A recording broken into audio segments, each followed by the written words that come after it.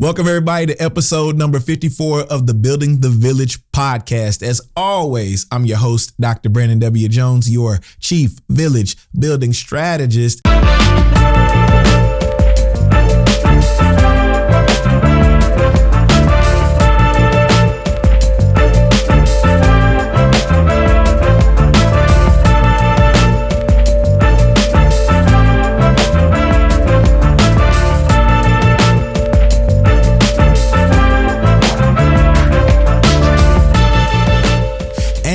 Today, we're going to be talking about how to stop being so serious. And the reason why we're doing that is because, number one, it's the holiday season.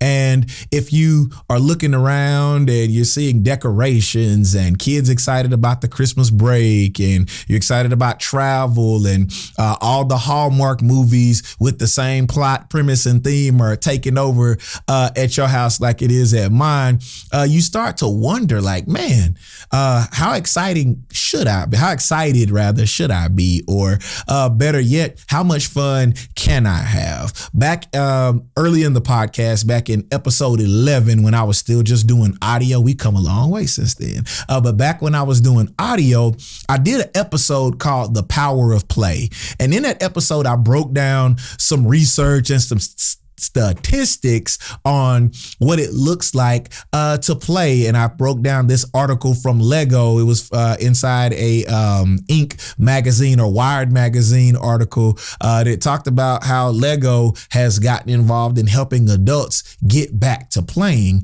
And so as I was preparing for this episode, I thought about this idea of playing being childish.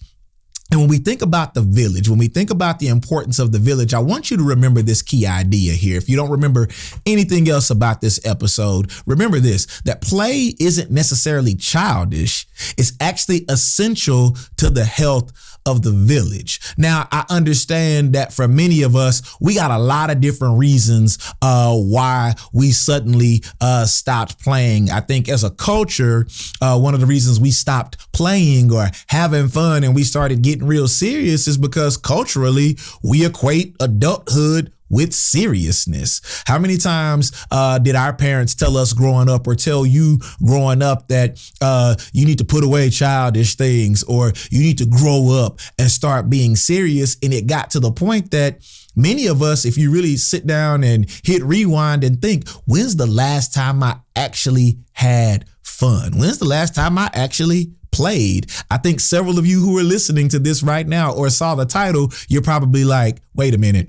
How is this grown man talking about playing? Simple, because playing is important to the health and the thriving of a good village. I think productivity culture or grind and hustle culture has made us minimize the significance and importance of what playing can actually do in our communities. That pressure to always be on. That's why we got so many people dealing with anxiety and depression and honestly not able to enjoy things like being with family, not able to enjoy things like making meaningful connections with other people. And suddenly we started believing in the myth that playing is optional. But I want to offer that in every thriving community, playing is actually part of the glue.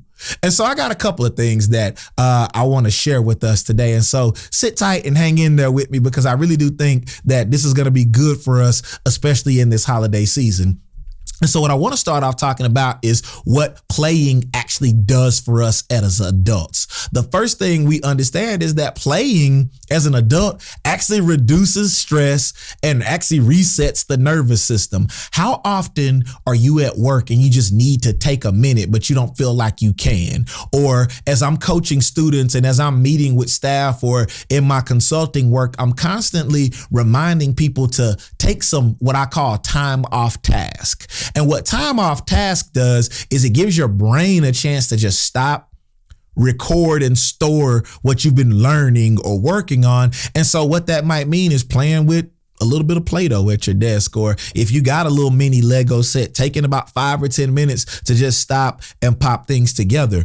During the pandemic, one of the things that I did with my kids in my minutes between meetings is I bought this marble set, and not just like any marbles. They were these little glow in the dark marbles, and we bought those little plastic chutes that create the little I call them those little mini amusement parks, and the joy that was on my kid's face creating these little Rube Goldberg device looking things where the marble will go through a maze and it could go and spin the wheel and do a loop-de-loop. The amount of distraction that gave me, but also the calm and peace, it absolutely reset the nervous system for me. And I was able to go into my next meeting a little bit more calm than if I didn't. Playing also stimulates creativity and problem solving. When you think back to kindergarten, for those of us that can remember back that far, why do you think that we had blocks? Why do you think we had reading time and colors everywhere? Because playing facilitates that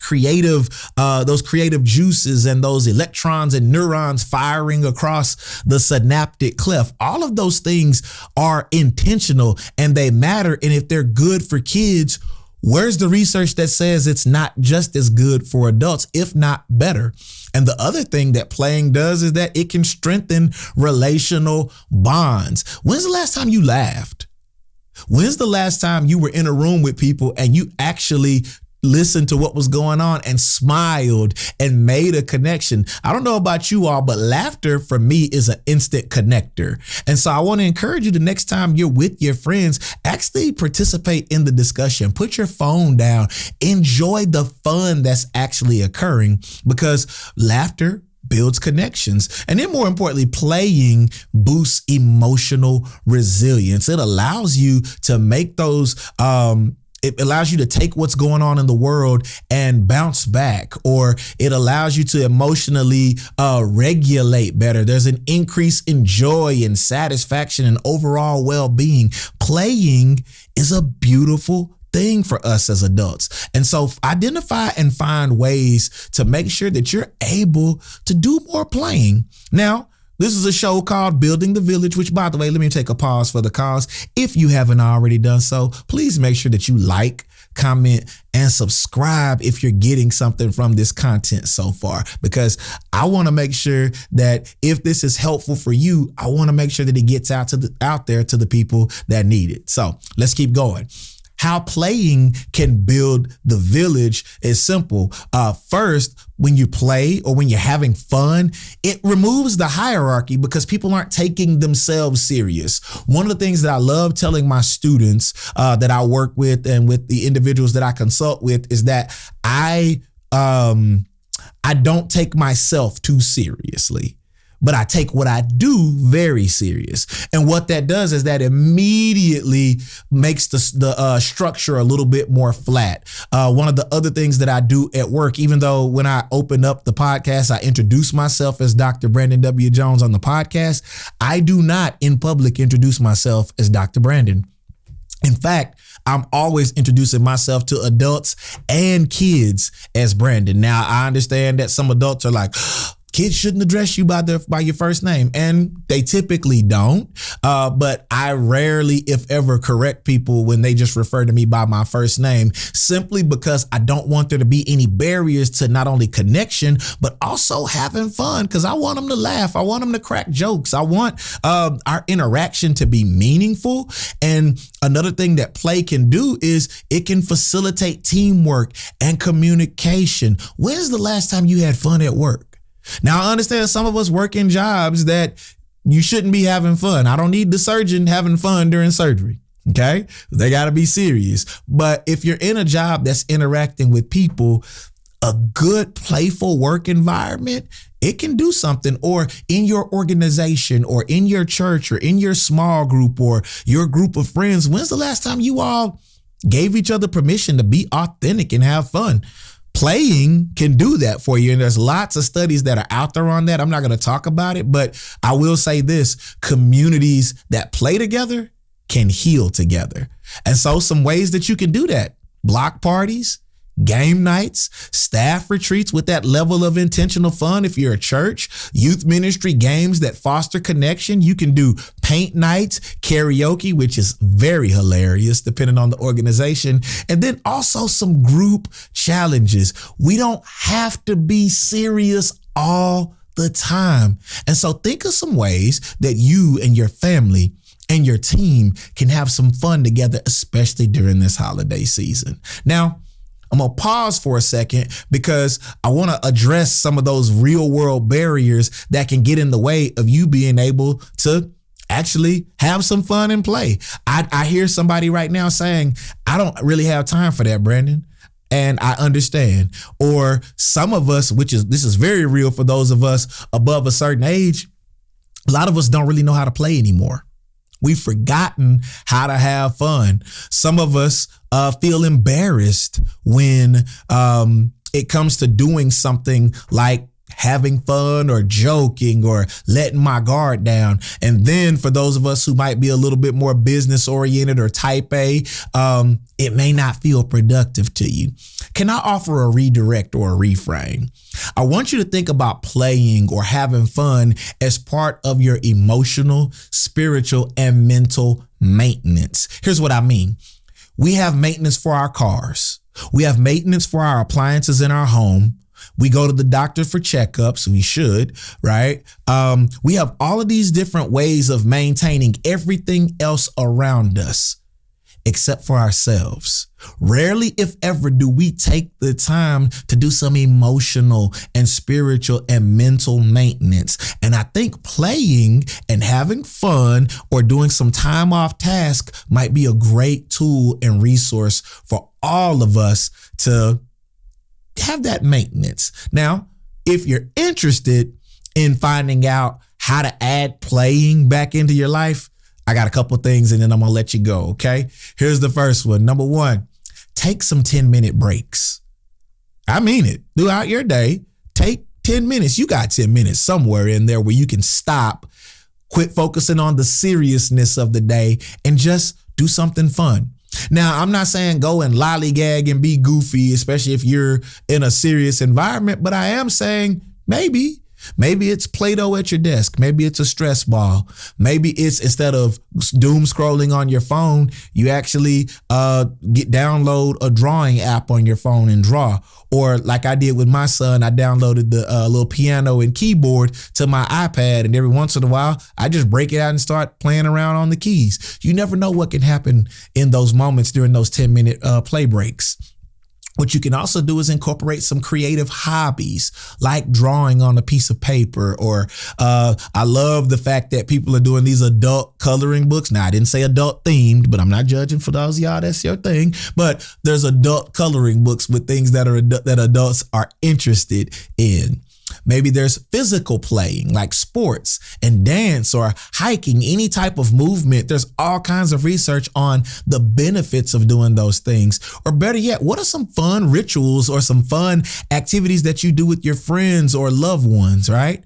What about trying something silly? Now, somebody just sat there and was like, I'm not going to be silly. Try it, because you never know what might happen. And for the person that says, I don't have time, schedule time to do something that is playful or something that's time off task for you. And so those are the ways that you can get playing back into your daily life. And now here's the thing, and I'll close with this thought. I really want to encourage you all as you go into this holiday season to reclaim that childlike wonder. This is a great time of year to just stop and pause and just take a collective deep breath and just acknowledge that, okay, yeah, things may be hard. Things may have been a little bit challenging, but here's what I will say. The village grows stronger when we're laughing together, when we're playing together, because when we're playing, when we're having fun, it reconnects us to those things that actually makes us human.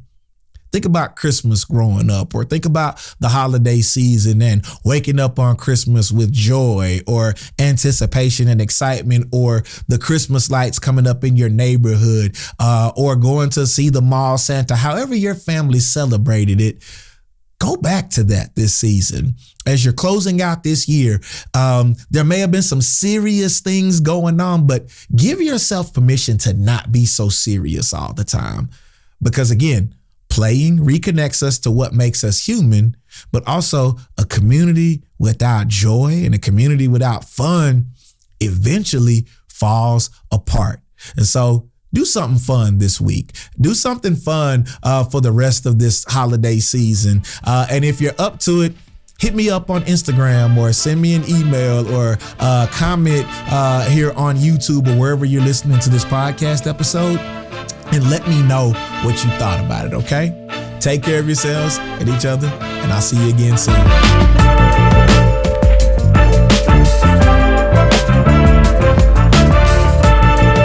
Hey everybody, if you like today's episode, make sure that you like, comment, and subscribe. And then also go to my link tree at @BJonesSpeaks. You can also follow me on Instagram at @BJonesSpeaks. And if you're not already doing so, make sure that you're subscribing on YouTube at, you guessed it, B Jones Speaks. See you next time.